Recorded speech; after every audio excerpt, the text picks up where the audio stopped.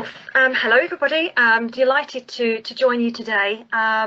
We're going to be talking on the subject of why little changes can make a big difference. And it's part of the Grasp Technologies monthly sort of webinars that we produce to help bring some light to data strategies for corporations such as yourselves who are joining this call today, and plus the travel industry and other partners that we have. So I'm going to first introduce myself.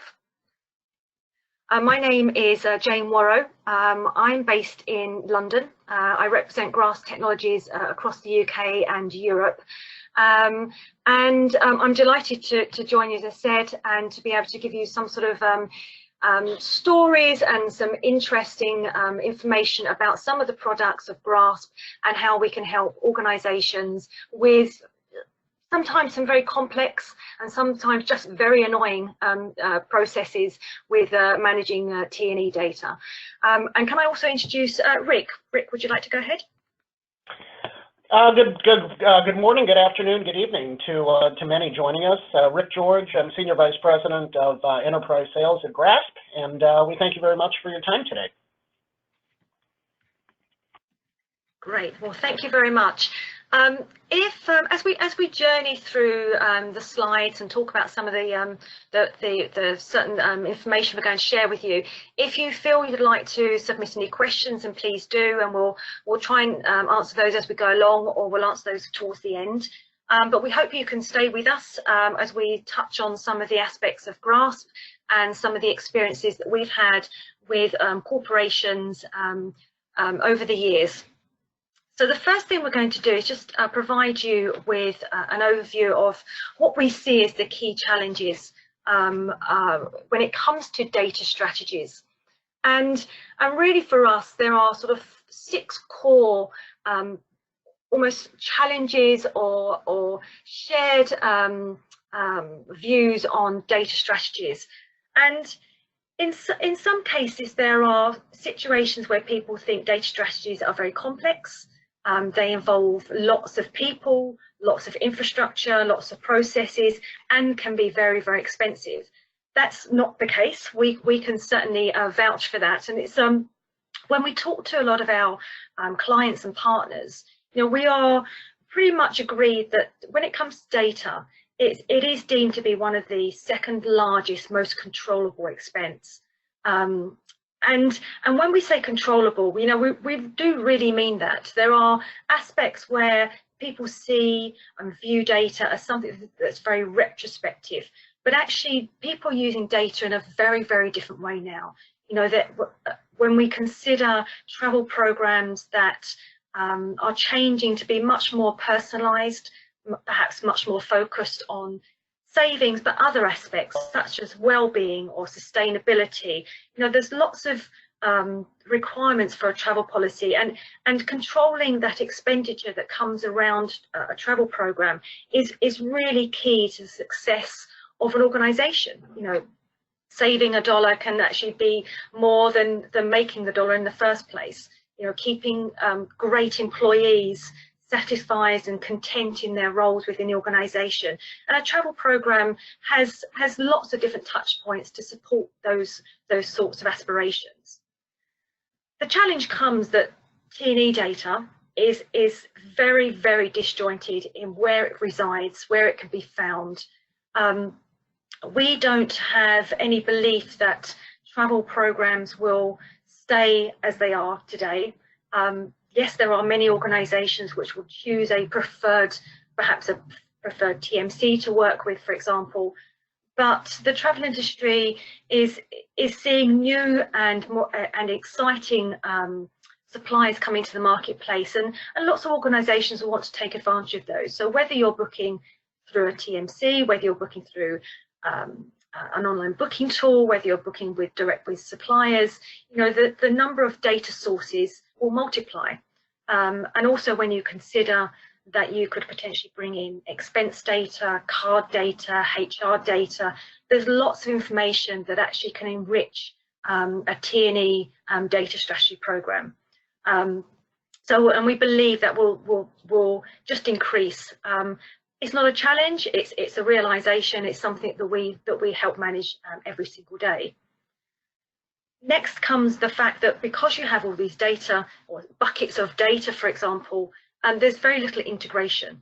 So inconsistencies can appear across your data sets. So that's something that is absolutely a given across to any organization, and we will touch on that a bit more. But inconsistencies with data is a struggle, especially if you are a travel manager or if you are someone within procurement or sourcing. Then having accurate data is fundamental to really achieving the best for your program and the best deals that you have in place with your key suppliers. Then we have that every program is very different, it's unique. One organization is very different from another. And we absolutely respect that. The targets for one organization will vary differently from another one. The travel programs can look and feel very different. The deals can look and feel very different. So we are very respectful of that, and we actually build travel programs to reflect an organization, to make sure that you have the right metrics, the right measures, the right accountability for the success of your program as well. In a lot of cases, unfortunately, data management can still be very manual. And unfortunately, a lot of cases is that manual fixing of data can often happen at the time of the actual reporting process. And what we believe is that the corrections and the fixing of any errors or information that's not accurate is that it has to be ideally done as early as possible, at source if possible, to really manage and ensure that that data remains consistent however and whenever you then access that information to produce some analytics, reporting, etc. So we want to make sure that the manual intervention is limited. There still is a role, and again we'll touch on that, but there still can be a role for manual intervention.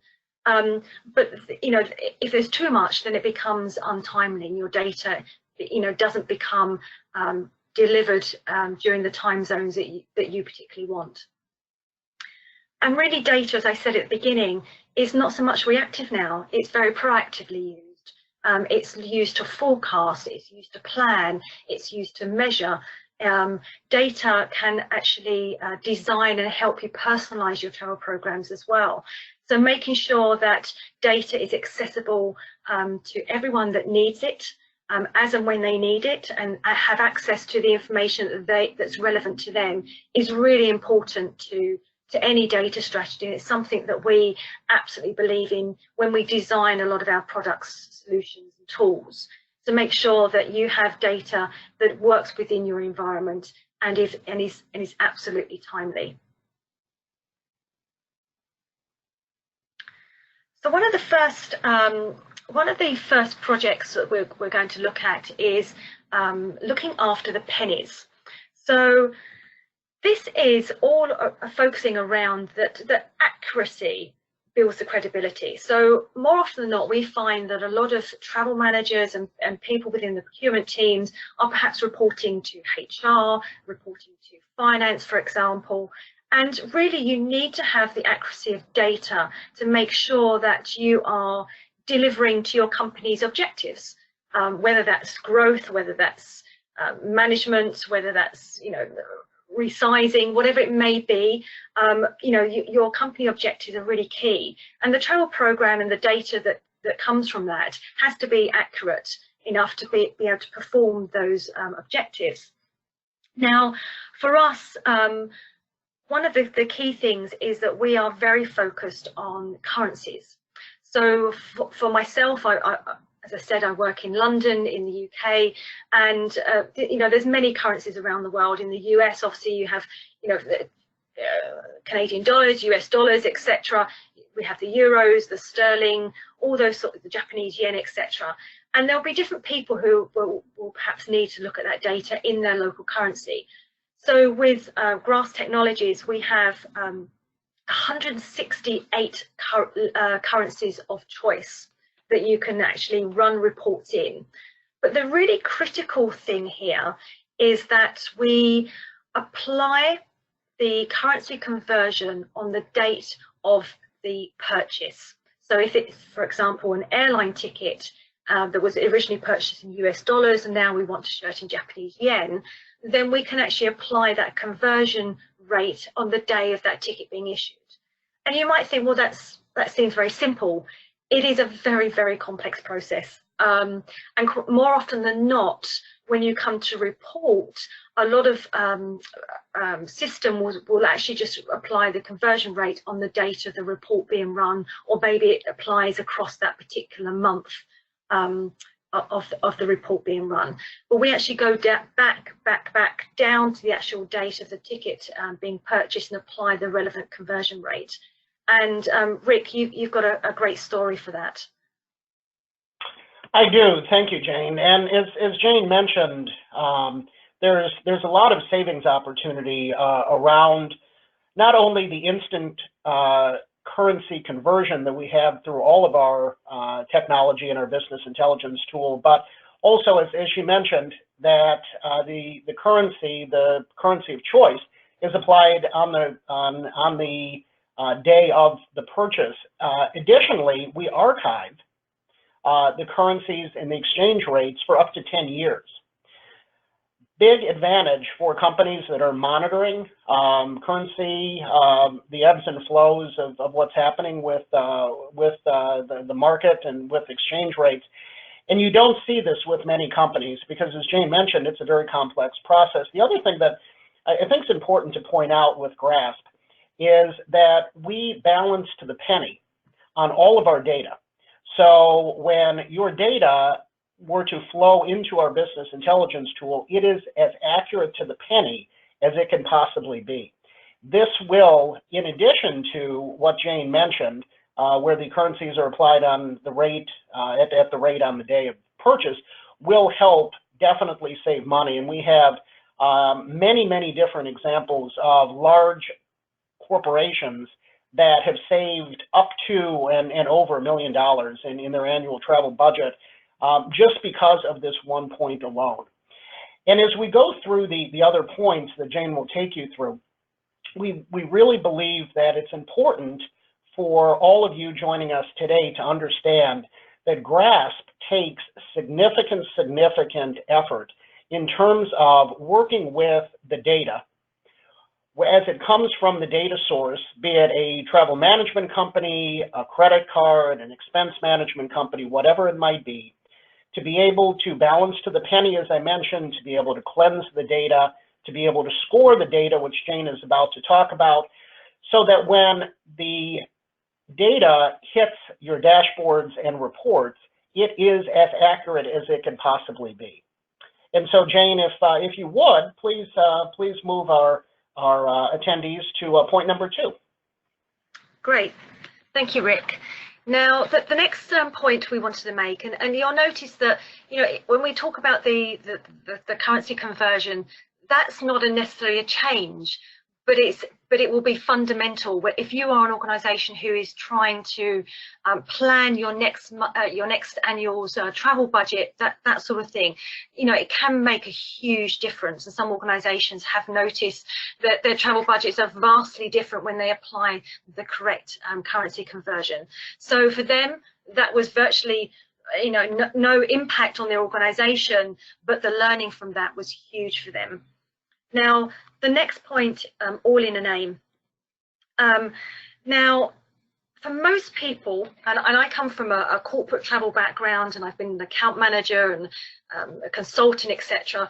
You know, when it comes to data, a lot of people are talking about the timely delivery of data, access to data at their fingertips, and most organisations will respond to that, and we absolutely appreciate that is fundamental need.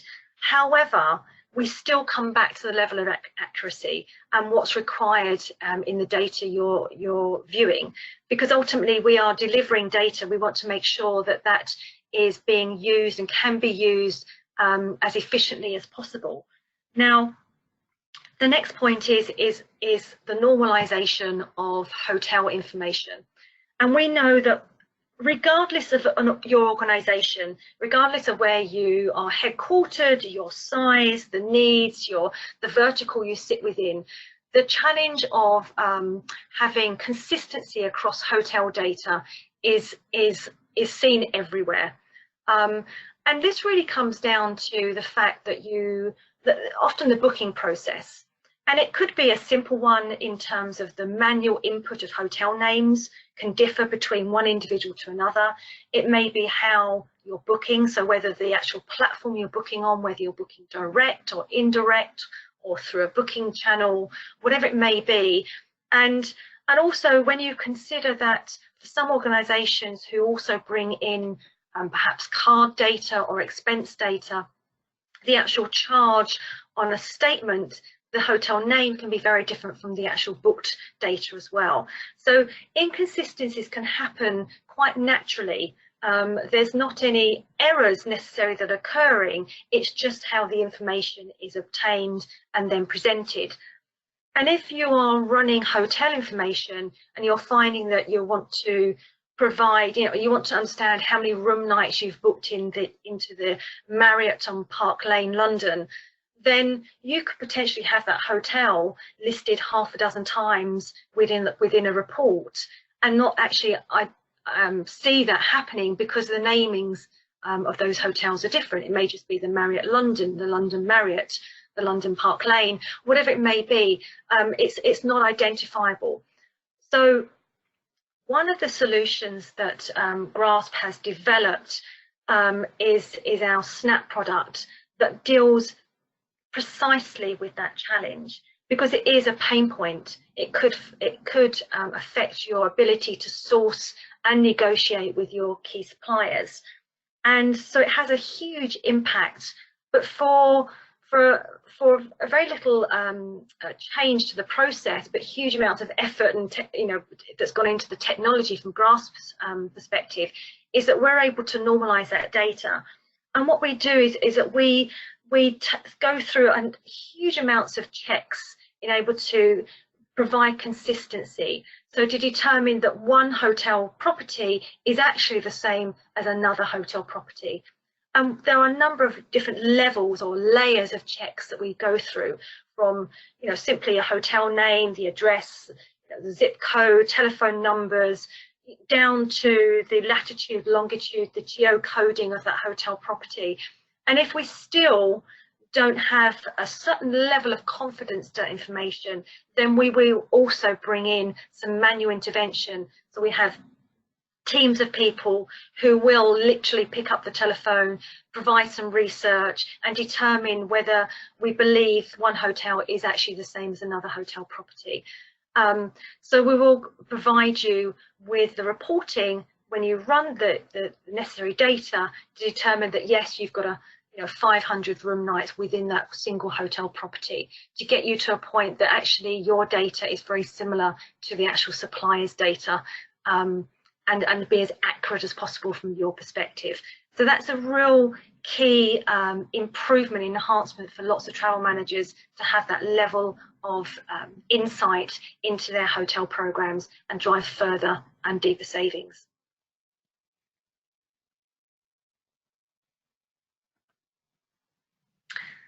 The final case here is that we're looking at proving your power.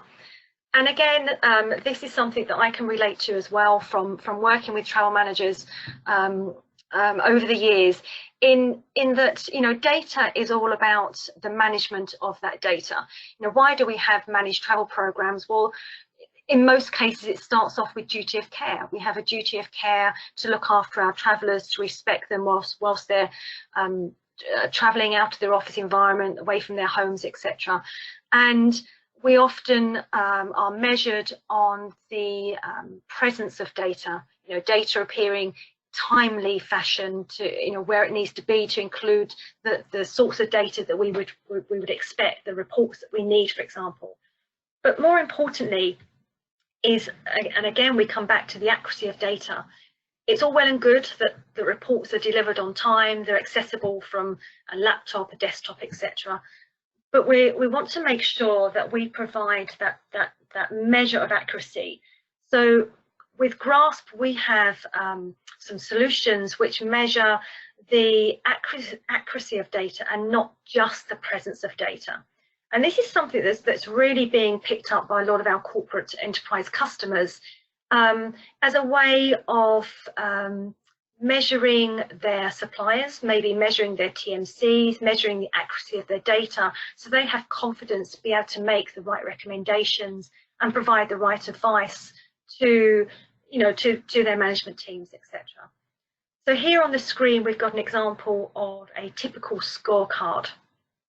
And what we've done is with Grasp, because we are we are people, we are travel people that work within the data environment, so we understand travel and all its unique elements of data. And what we've assessed is that there are generally very consistent errors that are happening with data. For example, a base fare plus an airline tax doesn't actually equal the total amount. There's a piece of information that's missing from that data, that line of data. So there's certain things that we will routinely check to make sure that they are accurate. So we provide a scorecard to that effect to determine, okay, where are we in terms of the actual correctness of that data? And you can actually set, as an enterprise corporate client, you can actually determine what are your targets for that quality. It may be that some items are very key to you, some items are less having an effect on your quality of data. So you can actually set the quality of those targets, and it works on a very simple traffic light system in that it's red, yellow, green, in that we can determine that green is yes, your data is accurate and within your almost like a service level agreement target. But if it's amber or red, then there's action that can be taken. And again, that's the crucial part, in that action can be taken. It's not just a pass through of data without anyone correcting it. And in lots of cases, I've seen that travel managers are often the quality controller of data. Well, we don't want that to happen. We want to make sure that we are performing that task in a really fine-tuned way, but a very automated process as well. And what this particular scorecard enables us to do is actually to have that conversation, to have that request of action back to the TMC in this scenario. So the TMC would receive this type of scorecard. They can actually click on the link and actually be directed back into the information that's missing. So it might be, as I said in the beginning, the total fare is higher than the base fare and the tax, so they're missing an element of data there. Perhaps you are missing a cost center, for example, which in most cases will be picked up by quality control, but we can determine maybe your cost center is 2 letters and 2 numbers, but actually we've got five digits. So they're the sort of things that can go back to a travel management company and be corrected, and that data will then flow through to Grasp, and it's then far more accurate than it was before it started. So the scorecard is a really good portal or ability to visualize the accuracy of your data, and to have that really open dialogue between you, us, and the travel management company to all be working to the central goal of that accuracy of data. Another type of scorecard here demonstrates probably a higher level of overview, because in a lot of cases, as an organisation, you may be using more than one travel management company. So you may be having a travel management company in the US, another one in Spain, another one in Mexico, for example, and you can actually have an agreement between those agencies to determine again what the level of accuracy is. So again, this is providing you with the ability to really enhance your service level agreement, to be able to measure jointly together the accuracy and the delivery of that data to you as an organisation. So actually you can see as an overview of your travel providers and how they're performing month on month as well, and against a baseline as well. So travel management companies that we work with like this process. They feel more involved with the data, and actually it's part of a continual improvement program. And as travel organizations, they will want to make sure that they are looking after your data, improving it, and retaining your business as well. So it helps to improve continuously throughout the length of your partnership. Rick, is there anything else you would like to add? You summed it up very well, Jane. We will point out that all two of the items, the hotel name normalization and the scorecard, are actually modules. So a corporation can choose to add them to their program during possibly an initial implementation with GRASP, or you may choose to add them in the future. It's completely up to you, but certainly the advantages that having a common naming convention across your global footprint is huge. It's a game changer for large corporations, as is the data quality scorecard, regardless of how many agencies you have. We work with many corporations that have just one global travel management company. We run great scorecard metrics on them. We have other global companies that have 14, 18, 20 different travel management companies throughout the world, and we're able to do individual scoring for them, not only at the point of the initial onboarding, but throughout the life of the relationship that the company has with the agencies and with GRASP. So it's a very powerful tool that is a very nominal cost. So we always recommend that our clients seriously consider both elements. Jane? Yeah, thank you. And I think also, we touched on very briefly, but we're talking predominantly here about travel data. But these modules are become even more invaluable when you consider that you could aggregate your travel data against your expense data, or perhaps your credit card data. Obviously, the travel data is relevant to, in most cases, to the bookings that are going through the travel management company.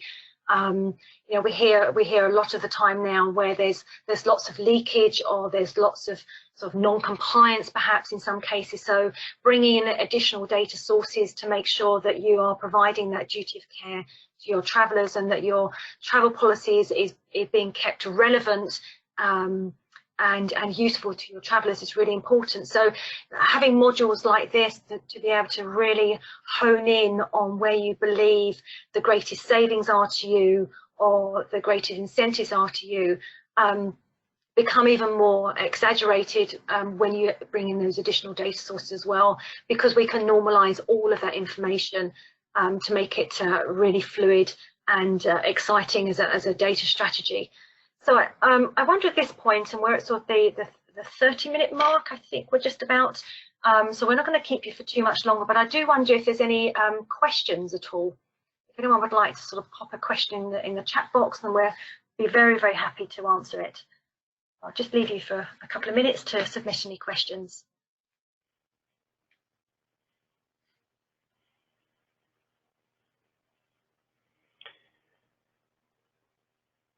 Jane, we do have a question coming in around the hotel name normalization, and whether we see more of an issue with naming convention disparity in the United States, or in Europe, or in Asia. It's an interesting question because the honest answer is all of the above. So C, because any major market. It could be Los Angeles in the United States, it could be London, it could be Rome, it could be Paris in Europe, maybe Beijing, Hong Kong, where you have a large clustering of hotels. This is really where it becomes very, very important to have the same naming convention, so that the reporting's accurate. We also want to point out that the same really applies around car rental companies and around air. And this is part of the offering that we provide to our clients during the initial onboarding to make sure that there's commonality, that Delta Airlines is referred to however you, the client, would like it to be, whether it's Delta, whether it's DAL, DL, whatever it might be. But I think we would all agree there's many, many more hotels throughout the world than there are air carriers and car rental companies. So this is really the focus of the Grasp Snap product. Great, thank you. And I again, you know, on just to take that forward, I think it's again, it's one of those things that's just not going to disappear.